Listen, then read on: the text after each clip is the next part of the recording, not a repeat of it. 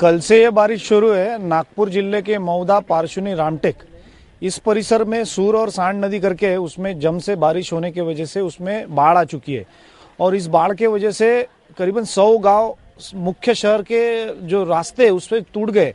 उधर की बिजली भी जा चुकी है, मोबाइल कनेक्शन भी बहुत मुश्किल से लग रहे और खेती का करीबन एक 25 से 30 हजार एकड़ पहले अंदाज ऐसा लग रहा है कि 25 से 30 हजार एकड़ खेती ये पानी के नीचे आ चुकी है, ऐसा लग रहा है। वो गांव में क्या स्थिति है जो डूब गए?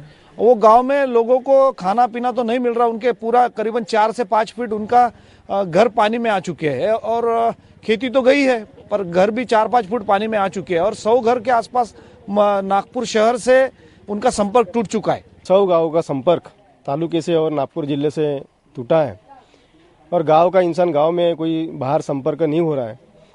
और मेरा सरकार पे आरोप है कि ये जो गांव में जो पानी घुसा है, अनेक सालों से, बहुत दिनों से गांव में पूर का पानी जाता है।